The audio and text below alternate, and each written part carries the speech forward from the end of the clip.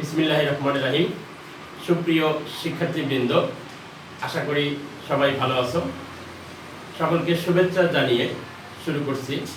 মোহাম্মদ রায়হান আলী সরকার, assistant professor chemistry, Shahjadpur সরকারি college, Sirajganj. শিক্ষার্থী বন্ধুগণ, আমাদের আজকের আলোচনার বিষয় উচ্চ মাধ্যমিক রসায়নের একটি গুরুত্বপূর্ণ টপিক, আয়নীকরণ শক্তি এবং ইলেকট্রন আসক্তি, ionisation potential and electron affinity. এই দুটি টার্ম আমরা আজকে আলোচনা করার চেষ্টা করব। তাহলে সরাসরি পাঠে চলে যাই। দেখো, প্রথমেই আমরা আয়নীকরণ শক্তির ডেফিনিশনটা জেনে নিই। আয়নীকরণ শক্তি কি? লক্ষ্য করো,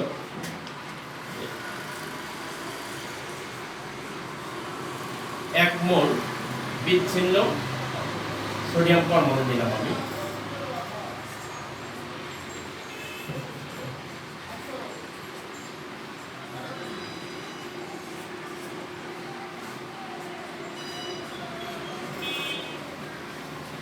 লক্ষ্য করো তোমরা বোর্ডে লেখাটি, এখান থেকে আমরা ডেফিনেশনটা বলবো যে আয়নীকরণ শক্তি এক মোল বিচ্ছিন্ন গ্যাসীয় পরমাণু হতে এক মোল ইলেকট্রন অপসারণ করে এক মোল একক ধনাত্মক আয়নে পরিণত হতে যে শক্তির প্রয়োজন হয় তাকে আয়নীকরণ শক্তি বলা হয়। আমি আবারও বলছি, এক মোল বিচ্ছিন্ন গ্যাসীয় পরমাণু হতে এক মোল ইলেকট্রন অপসারণ করে এক মোল একক ধনাত্মক আয়নে পরিণত করতে যে শক্তির প্রয়োজন হয় তাকে আয়নীকরণ শক্তি বলা হয়। এটিকে ইংরেজিতে বলা হয় ionisation energy or ionisation potential. It's denoted by IP. এবার আমরা এটাকে এভাবে লিখতে পারি, or sodium plus Q kilojoule per mole sodium plus electron. Or এটাকে আমরা এইভাবে লিখতে পারি, sodium plus electron semicolon del H equal to plus Q kilojoule per mole. এর অর্থ এক মোল বিচ্ছিন্ন সোডিয়াম গ্যাসীয় পরমাণু হতে এক মোল ইলেকট্রন সরিয়ে এক মোল একক ধনাত্মক সোডিয়াম আয়ন তৈরি করতে এই কিউ কিলোজুল তাপ শক্তির প্রয়োজন। এবার আমরা আসি এই আয়নীকরণ শক্তি একই পর্যায় এবং গ্রুপে কিভাবে পরিবর্তিত হয়। তোমরা লক্ষ্য করো, পর্যায় সারণীর একই পর্যায়ে বাম থেকে ডান দিকে অগ্রসর হলে পারমাণবিক সংখ্যা বৃদ্ধির সাথে সাথে তাদের আকার হ্রাস পেতে থাকে। ফলে কেন্দ্র থেকে বাইরের শেলের ইলেকট্রনের দূরত্ব কমে যায়, ফলে আকর্ষণ বৃদ্ধি পায়। এ কারণে পর্যায় সারণীর একই পর্যায়ে বাম থেকে ডান দিকে অগ্রসর হলে আয়নীকরণ শক্তি ক্রমান্বয়ে বৃদ্ধি পেতে থাকে। অপরপক্ষে পর্যায় সারণীর একই গ্রুপে উপর থেকে নিচের দিকে অগ্রসর হলে পারমাণবিক সংখ্যা বৃদ্ধির সাথে সাথে একটি করে নতুন স্তর যুক্ত হয়। ফলে পরমাণুসমূহের আকার বৃদ্ধি পায়। ফলে কেন্দ্র থেকে বাইরের শেলের ইলেকট্রনের দূরত্ব বৃদ্ধি পায়। ফলে আকর্ষণ হ্রাস পায়। এজন্য একই গ্রুপের উপর থেকে নিচের দিকে অগ্রসর হলে আয়নীকরণ শক্তির মান ক্রমান্বয়ে হ্রাস পেতে থাকে। তোমরা লক্ষ্য করো, আমি একটি পর্যায়ে লিখি যে lithium, beryllium, boron, carbon, nitrogen,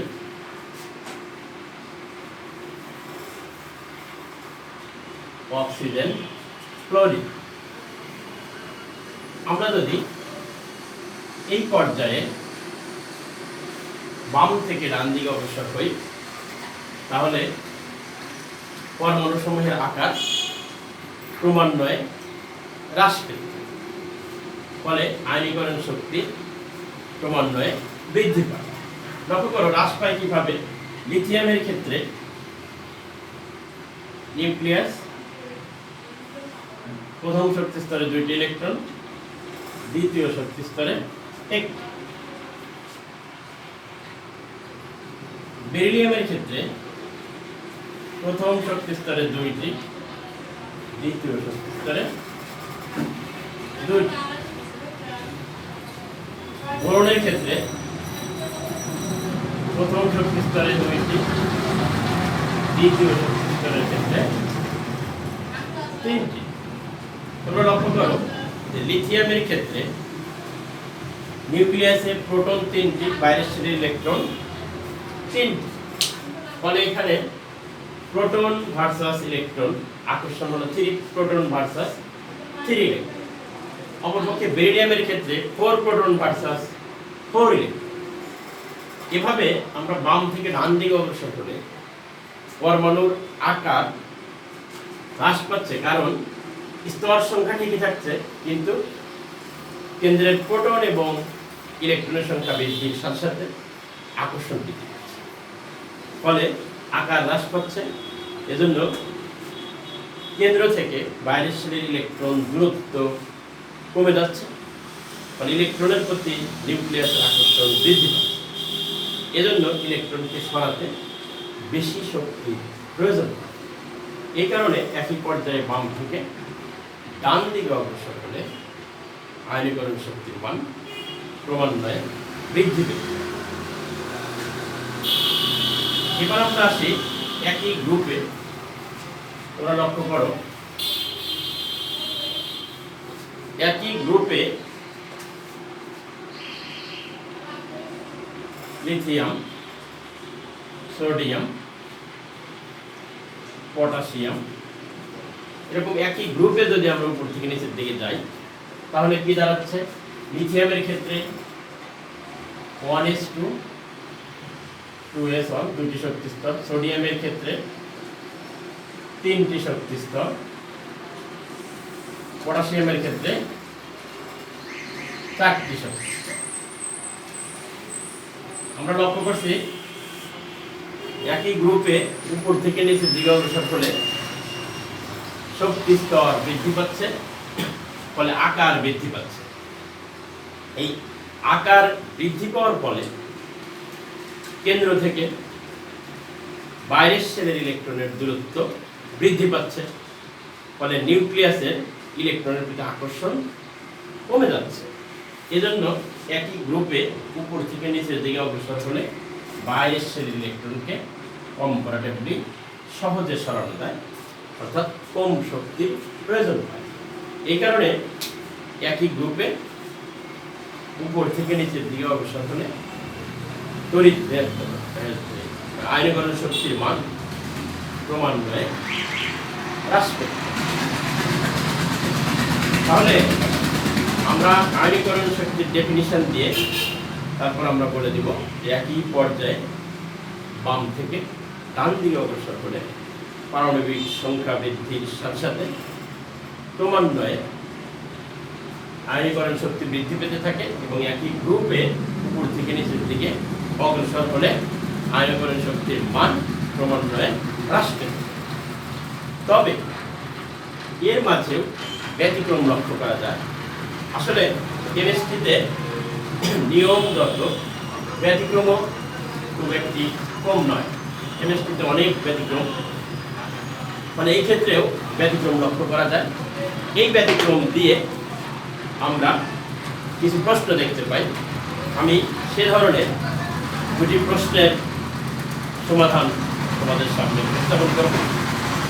লক্ষ্য করো, একটি প্রশ্ন থাকে যে নাইট্রোজেন ও অক্সিজেনের মধ্যে কোনটির আয়নীকরণ শক্তি বেশি এবং কেন? লক্ষ্য করো, আমরা যে পর্যায় সারণী যে পর্যায়ে লিখেছিলাম lithium, beryllium, boron, carbon, nitrogen, oxygen, chlorine, এইখানে লক্ষ্য করলে দেখা যায় যে নাইট্রোজেনের চাইতে অক্সিজেন একই পর্যায়ে ডানে অবস্থিত। ফলে অক্সিজেনের আয়নীকরণ শক্তি বেশি হওয়ার কথা। কিন্তু কারণ কি?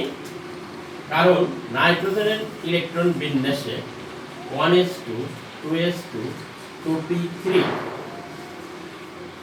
অক্সিজেনের ইলেকট্রন বিন্যাস 1s2, 2s2, 2p4।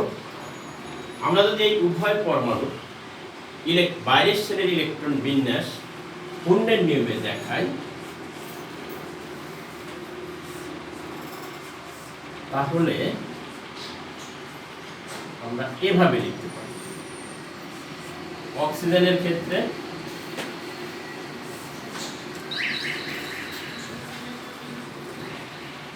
তোমরা লক্ষ্য করো, পুণ্যের নিয়মে এই দুটি পরমাণু ইলেকট্রন বিন্যাস থেকে লক্ষ্য করা যাচ্ছে নাইট্রোজেনের ক্ষেত্রে 3টি ইলেকট্রন আছে পি অরবিটালে, অর্থাৎ পি অরবিটাল অর্ধপূর্ণ। পি অরবিটালে সর্বোচ্চ 6টি ইলেকট্রন থাকতে পারে, 3টি ইলেকট্রন আছে অর্ধপূর্ণ অবস্থায়। এটি স্থিতিশীল অবস্থা। অপরপক্ষে অক্সিজেনের ক্ষেত্রে 4টি ইলেকট্রন আছে, এটি অর্ধপূর্ণ নয়। এইখানে একটি কথা আছে যে half filled and completely filled orbitals আর মোস্ট স্টেবল, অর্থাৎ অর্ধপূর্ণ এবং পরিপূর্ণ অরবিটাল অধিক স্থায়ী। তাহলে আমাদের নাইট্রোজেনের ক্ষেত্রে পি অরবিটাল অর্ধপূর্ণ হওয়ায় তার স্থিতিশীলতা বেশি। অপরপক্ষে অক্সিজেনের ক্ষেত্রে অর্ধপূর্ণ না হওয়ায় স্থিতিশীলতা কম্পারেটিভলি কম। ফলে একটি ইলেকট্রন সরাতে নাইট্রোজেনের ক্ষেত্রে বেশি শক্তির প্রয়োজন হয়, অপর ক্ষেত্রে অক্সিজেনের ক্ষেত্রে তুলনামূলক কম শক্তির প্রয়োজন হয়। এই যে প্রথম ইলেকট্রনটি সরানোর জন্য যে শক্তি, এটাকে বলা হয় আসলে প্রথম আয়নীকরণ শক্তি, ফার্স্ট আয়নাইজেশন এনার্জি। তাহলে নাইট্রোজেনের ফার্স্ট আয়নাইজেশন এনার্জি অক্সিজেন অপেক্ষা বেশি।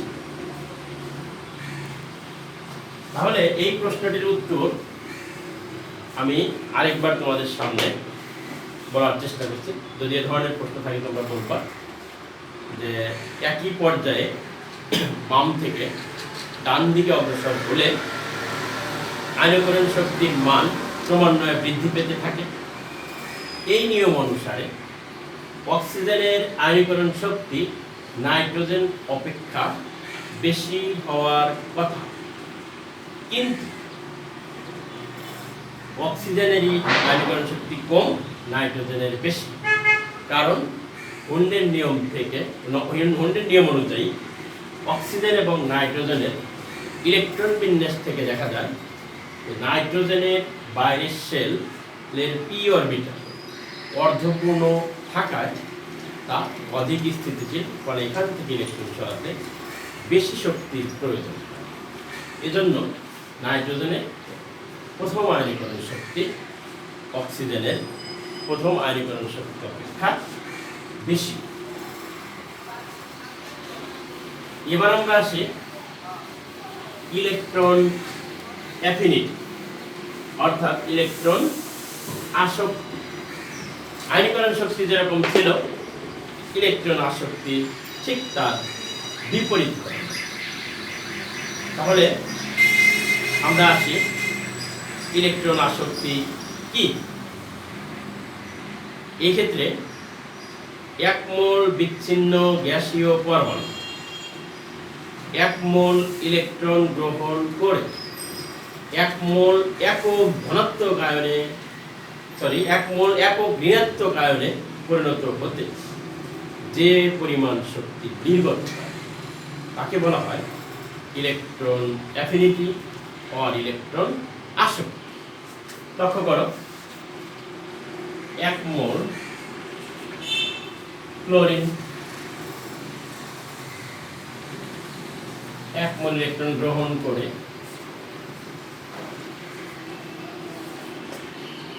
1 মোল ঋণাত্মক আয়নে পরিণত হয়েছে।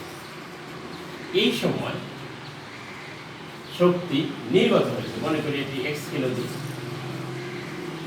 তাহলে 1 মোল বিচ্ছিন্ন গ্যাসীয় পরমাণু 1 মোল ইলেকট্রন গ্রহণ করে 1 মোল একক ঋণাত্মক আয়নে পরিণত হতে যে শক্তির প্রয়োজন হয় তাকে আয়নীকরণ শক্তি, যে শক্তি নির্গত হয় তাকে আয়নীকরণ শক্তি বলা হয়। এক্ষেত্রে শক্তিটি নির্গত হয়। এটিকে আমরা এভাবে লিখতে পারি, chlorine plus electron Cl minus plus x kilojoule or Cl plus electron minus x kilojoule Cl minus or Cl plus electron Cl minus semicolon dLH সমান minus x kilojoule per mole.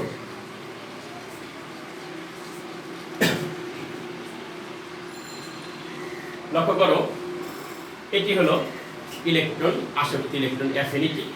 It's denoted by E, electron affinity. এবার electron affinity বা electron আসক্তি পর্যায় সারণী একই পর্যায় গ্রুপে কিভাবে পরিবর্তিত হয়। এই ক্ষেত্রে আমরা বলবো যে একই পর্যায়ে বাম থেকে ডান দিকে অগ্রসর হলে পারমাণবিক সংখ্যা বৃদ্ধির সাথে সাথে ইলেকট্রন আসক্তির মান ক্রমান্বয়ে বৃদ্ধি পায় এবং একই গ্রুপে উপর থেকে নিচের দিকে অগ্রসর হলে ইলেকট্রন আসক্তির মান ক্রমান্বয়ে হ্রাস পায়। এখানেও এ ধরনের একটি প্রশ্ন থাকে যে ক্লোরিন, আমি একটি গ্রুপ লিখলাম ক্লোরিন, ক্লোরিন, ব্রোমিন, আয়োডিন। যে ক্লোরিন এবং ক্লোরিনের মধ্যে কোনটি ইলেকট্রন আসক্তি বেশি এবং কেন? লক্ষ্য করো, আমরা জানি একই গ্রুপে উপর থেকে নিচের দিকে অগ্রসর হলে ইলেকট্রন আসক্তির মান ক্রমান্বয়ে হ্রাস পেতে। এই নিয়ম অনুযায়ী ক্লোরিনের চাইতে ক্লোরিন নিচে অবস্থিত একই গ্রুপে, ফলে ক্লোরিনের ইলেকট্রন আসক্তি F অপেক্ষা বেশি হওয়ার কথা, কিন্তু ক্লোরিনের ইলেকট্রন আসক্তি বেশি। কারণ কি? কারণ আমরা বলবো যে একই গ্রুপে উপর থেকে নিচের দিকে অগ্রসর হলে ইলেকট্রন আসক্তির মান ক্রমান্বয়ে হ্রাস পায়। এই নিয়ম অনুযায়ী ক্লোরিন হতে ক্লোরিনের ইলেকট্রন আসক্তি কম হওয়ার কথা, কিন্তু বেশি। কারণ ক্লোরিন এবং ক্লোরিন উভয়ের বাইরের শেলে 7টি ইলেকট্রন বিদ্যমান, কিন্তু ক্লোরিনের আকার, ক্লোরিনের দ্বিতীয় শক্তি স্তর আছে, অপরপক্ষে ক্লোরিনের ইলেকট্রন বাইরের শেলের ইলেকট্রন তৃতীয় শক্তি স্তর। ফলে ক্লোরিনের আকার ক্ষুদ্র হওয়ায় ক্লোরিন পরমাণুর বাইরের শেলে বিদ্যমান ইলেকট্রন সমূহ আগমনকারী ইলেকট্রনকে গ্রহণে বাধা প্রদান। এজন্য ক্লোরিনের ইলেকট্রন আসক্তি কমে যায়। অপরপক্ষে ক্লোরিনের তৃতীয় শক্তি স্তর তুলনামূলক বড় হওয়ায় এখানে বিদ্যমান ইলেকট্রন সমূহ ইলেকট্রন বাইরের থেকে ইলেকট্রন গ্রহণে বাধা প্রদান করে। এজন্য ইলেকট্রন আসক্তির মান ক্লোরিনের বেশি। তাহলে কি ক্লোরিনের ইলেকট্রন আসক্তির মান ক্লোরিন অপেক্ষা বেশি, হওয়ার কথা ছিল কম। এই হলো আয়নীকরণ শক্তি এবং ইলেকট্রন আসক্তির ব্যাপার। আশা করি তোমরা বুঝতে পেরেছ। ধন্যবাদ সকলকে।